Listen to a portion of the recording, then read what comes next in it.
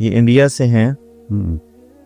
یہ کہتی ہیں کہ میرا نام زیبا ہے اور میں ہندو سے مسلمان ہوئی ہوں اللہ کی رحمت سے. بہت مبارک ہو. وہ کہتی ہیں کہ میرا سوال یہ کہ میرا خواب ہے کہ میں ایک دن اللہ کا گھر دیکھوں, اللہ کے گھر کا دیدار کروں, لیکن میں 5 وقت کی نماز نہیں پڑھتی. کبھی پڑھتی ہوں, کبھی چھوڑ دیتی ہوں, چھوٹ جاتی ہے. تو کیا اللہ کے گھر کی زیارت کے لیے 5 وقت کا نمازی ہونا ضروری ہے؟ اللہ کی زیارت کا دروازہ تو ہے ہی گناہ گاروں کے لیے. اللہ اکبر. وہ علامہ اقبال رحمہ اللہ کا شعر ہے, نہ کہیں جہاں میں امان ملی, جو امان ملی تو کہاں ملی, میرے جرم خانہ خراب کو تیرے عفو بندہ نواز میں. وہ تو گھر ہے ہی گناہ گاروں کے لیے کہ آؤ اور مجھ سے معافی مانگو اور میں تمہارے سارے گناہ معاف فرما دوں. تو نماز جب چھوٹ جائے تو رات کو سونے سے پہلے اس کی قضا پڑھ کے سو جائیں, صرف فرض پڑھ لیں, تو اس طرح انشاءاللہ پکی ہو جائے گی نماز. اچھا, یہ کہتے ہیں السلام علیکم, آسک ایم ٹی جے کے سلسلے میں سوال ہے میرا کہ میں مختلف سوشل میڈیا کے اکاؤنٹس پر دیکھتی ہوں, مختلف پروگرام دیکھتی ہوں. مولانا صاحب مجھے کافی عرصے سے لگتا ہے کہ میری کوئی بھی دعا قبول نہیں ہو رہی, اللہ پاک مجھ سے ناراض ہیں. تو میں کافی جگہ دیکھا سوشل میڈیا پہ, لیکن مجھے کہیں بھی تسلی بخش جواب نہ ملا کہ میں ایسا کیا کروں کہ مجھے یہ لگے کہ میری دعائیں قبول ہو رہی ہیں. اللہ تعالیٰ مسلمان کی ہر دعا قبول فرماتے ہیں, کوئی دعا بھی رد نہیں ہوتی. قبولیت کی چند شکلیں ہیں, جو مانگا ہے اللہ وہی دے دیتا ہے, یہ قبولیت کی شکل ہے. جو مانگا ہے وہ مناسب نہیں, اللہ اس کے بدلے میں کوئی مصیبت ٹال دیتا ہے.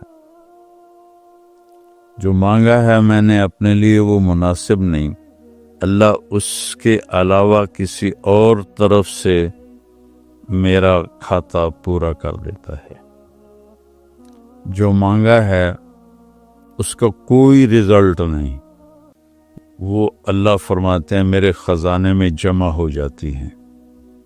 تو قیامت کے دن اللہ تعالیٰ اپنے بندے بندی سے فرمائیں گے تو نے یہ مانگا میں نے دے دیا, تو نے یہ مانگا تیرے لیے اچھا نہیں تھا, میں نے اس کے بدلے میں یہ دے دیا.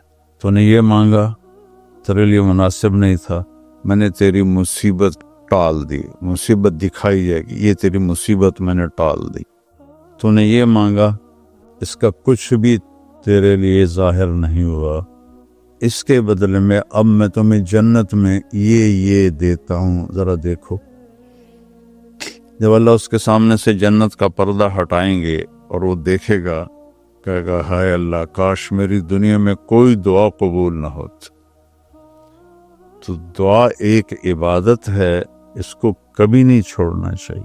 6 سال سے میرے سر میں درد ہے, میں روز نفل بھی پڑھتا ہوں, دعا بھی کرتا ہوں, وہ نہیں جا رہا, تو مجھے یقین ہے کہ اس سے بہتر کوئی چیز اللہ تعالیٰ مجھے عطا فرمائیں گے. دعا نہیں چھوڑنی چاہیے.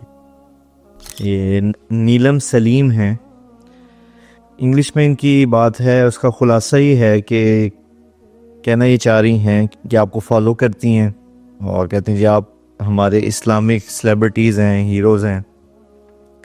انہوں نے شاید سوشل میڈیا نہیں دیکھا تو ان کی غلط فہمی ہے, یہ سمجھ رہی ہیں کہ آپ نے فلسطین کے لیے نہ کوئی آواز اٹھائی ہے اور نہ کوئی ہیلپ کی ہے. تو یہ سوال ہم نے اس لیے رکھا کہ ان کے جواب کی برکت سے بہت سارے لوگوں کی غلط فہمی دور ہو جائے کہ آپ نے فلسطین کے لیے کیا کیا. بسم اللہ الرحمن الرحیم, الصلاۃ والسلام علی رسولہ الکریم وعلی آلہ وصحبہ اجمعین. بیٹی نیلم, آواز تو چھوٹے درجے کا کام ہے. اللہ کے فضل سے ہماری فاؤنڈیشن ایم ٹی جے کے ٹرک غزہ پہنچے ہیں, بردن پہنچے ہیں, فلسطین پہنچے ہیں اور ہم فزیکلی اور عملی طور پر ہم ان کے لیے کام بھی کر رہے ہیں، بات بھی کی ہے، دعائیں بھی کرتے ہیں۔ تو غالباً آپ نے وہ ویڈیوز دیکھی نہیں ہیں جس میں ہمارے ٹرک ان کے اوپر صاف لکھا ہوا ہے MTJ فاؤنڈیشن۔ جی جی، تو الحمدللہ آپ کے یہ سامنے یہ بات آئی نہیں، اس لیے آپ نے یہ سوال کیا ہے۔ اللہ کا شکر ہے کہ اب بھی ہمارا کام وہاں جاری ہے۔ الحمدللہ۔ مزید میں ایڈ کرنا چاہوں گا بابا اس موضوع پہ کہ آپ MTJ فاؤنڈیشن پیج ہے ہمارا، اس کو جا کے وزٹ کریں اور وہاں آپ ساری ایکٹیویٹیز دیکھ سکتے ہیں۔ اور ریسنٹلی بھی بابا بھی بالکل آنے والے ہفتے میں ہماری ٹیم پھر سے جا رہی ہے فلسطین اور اردن کے ذریعے جا رہی ہے، اور ماشاءاللہ پھر پورا ایک سسٹم وہاں چلے گا انشاءاللہ۔ اگلا سوال ہے جی کہ مولانا صاحب امید کرتا ہوں خیریت سے ہوں گے۔ ایک سوال آپ سے پوچھنا تھا کہ اکثر پیجز پہ دیکھا، سوشل میڈیا پہ دیکھا، لیکن کوئی صحیح رہنمائی نہیں ملی۔ مولانا صاحب آپ سے تہجد کی نماز کا طریقہ اور اس کی رکعت کے بارے میں جاننا چاہتا ہوں۔ تہجد کی نماز اور دوسری نماز میں کوئی فرق نہیں، نوافل ہیں۔ تہجد کو اللہ تعالیٰ نے بہت پسند فرمایا، اس کی بہت ترغیب دی، فرض نہیں کیا۔ تو ہمارے نبی کی جو مستقل عادت تھی، آپ 11 رکعت پڑھتے تھے، 8 نفل جی، اور 3 وتر۔ کبھی کبھی اس سے زیادہ ہوتی تھی، کبھی اس سے کم بھی ہو جاتی تھی، لیکن عام معمول تھا کہ آپ 11 رکعت تہجد پڑھتے تھے۔ اور سبحان اللہ سبحان اللہ سبحان۔ حضرت عائشہ فرماتی ہیں کہ جب میرے حجرے میرے گھر میں ہوتے آپ، تو میں سوئی ہوتی تھی اور آپ تہجد میں کھڑے ہوتے تھے، مجھے نہیں اٹھاتے تھے۔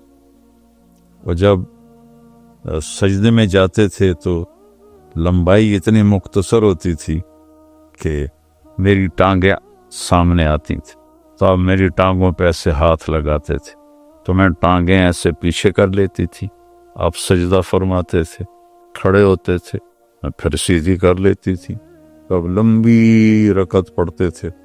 پھر جب آپ سجدے میں جاتے تھے، پھر مجھے ایسے ایسے کرتے تھے، پھر میں اپنی ٹانگیں پیچھے کر لیتی تھی اور آپ سجدہ ادا فرماتے تھے، پھر اب تحیات میں بیٹھتے تھے، پھر کھڑے ہو جاتے تھے۔ اور جب آپ نماز سے فارغ ہو جاتے تھے تہجد سے، تو پھر میں خود ہی اٹھ جاتی تھی، پھر مجھ سے پیار محبت کی باتیں فرماتے تھے۔